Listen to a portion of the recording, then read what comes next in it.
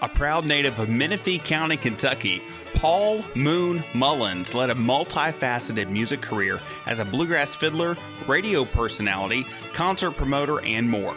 Learning bluegrass fiddle in the Army while stationed in Alaska, Mullins' first professional gig was with the Stanley Brothers. His legendary radio career began at WGOH in Grayson, Kentucky.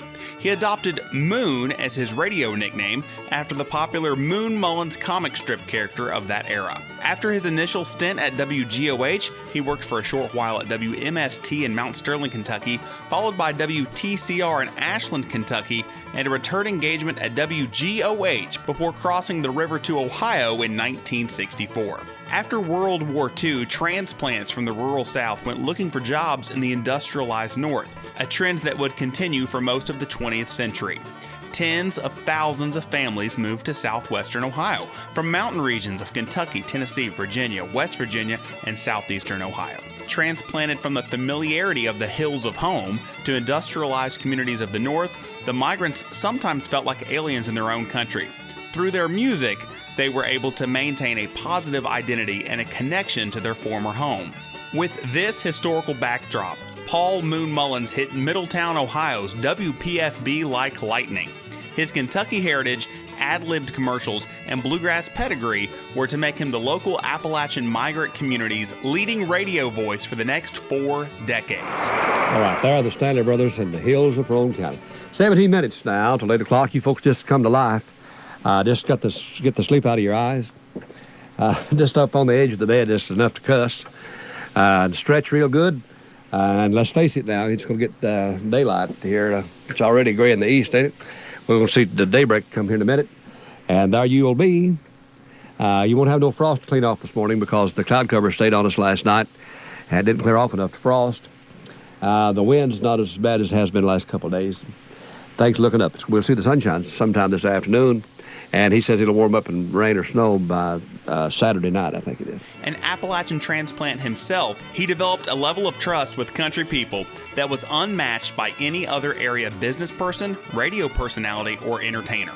Mullins regularly referenced Southern geography and lore that endeared him to fellow migrants and sounded fascinatingly exotic to non-Southerners. Unashamedly drawing upon the Appalachian language and humor of a bygone era, Moon's frequent topics included working in his garden, a favorite pastime, growing tomatoes, hunting ginseng, and reading the mountain signs to predict the weather. Mullins believed in integrating bluegrass alongside hit country songs rather than keeping the genre segregated. Mixing in bluegrass every third or fourth song was especially effective in introducing bluegrass music to new listeners who may have tuned in for the country hits or the weather forecast. Boy, I guarantee you that's ready to play that day, wasn't it? Man, that's Ralph and Carter, the Stanley Brothers, and all the Clinch Mountain boys. The mandolin player was playing on top of the beat as well as the bass player. And they pushed and shoved, but they didn't speed, did they? That's one of Carter Stanley's old songs entitled, Darling, Somehow You're Still on My Mind. Well, it's 24 and a half. His personable broadcasting style endeared Moon to his loyal audience and sponsors. Moon Mullins' legacy and impact on the bluegrass and country music footprint of the southwestern Ohio region cannot be overstated. His ability to maintain a strong presence of bluegrass and country music on radio during the rock and roll era was vitally important to the music's growth in the region. As an on-air personality, he introduced tens of thousands of listeners in the Cincinnati-Dayton region to bluegrass and traditional country music over the coming decades, and promoted hundreds of bluegrass events, serving as master of ceremonies for many of the country's earliest bluegrass festivals, including Bill Monroe's Bean Blossom Bluegrass Festival and Ralph Stanley's Hills of Home Festival. His performing career did not end after the short stint with the Stanley Brothers.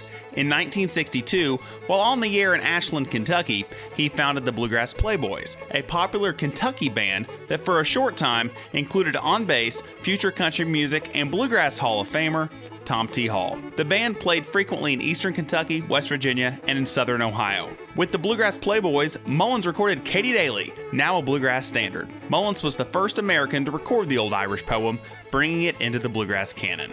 During his career at WPFB, Moon would moonlight as a fiddler at bars and nightclubs in the Cincinnati-Dayton region that regularly featured bluegrass music. He worked in bands with other bluegrassers in the area, including Charlie Moore, Bill Napier, Harley Gabbard, Earl Taylor, and Jim McCall. He would even slip down to Lexington, Kentucky to sit in on fiddle with J.D. Crowe and the Kentucky Mountain Boys. When his former bosses, the Stanley Brothers, were in the area for one of their frequent local performances, he introduced them to a local guitarist named Larry Sparks, who joined the band before becoming a star in his own right. During the 1970s, while working at WPFB, Moon Mullins was an integral part of the Boys from Indiana, a popular bluegrass festival act of the day. Their signature song, Atlanta is Burning, became a bluegrass classic.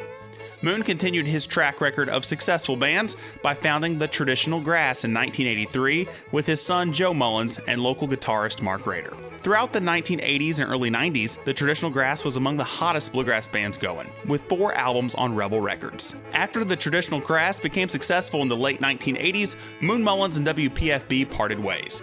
He reappeared on local airwaves in 1995 on WBZI and retired in 2005. In 2000, he was named the International Bluegrass Music Association's Bluegrass Broadcaster of the Year and received their Distinguished Achievement Award. Before his death in 2008 from progressive supranuclear palsy, he received a 2007 Ohio Heritage Fellowship Award for Performing Arts. Paul Moon Mullins was posthumously inducted into the Bluegrass Music Hall of Fame in 2022.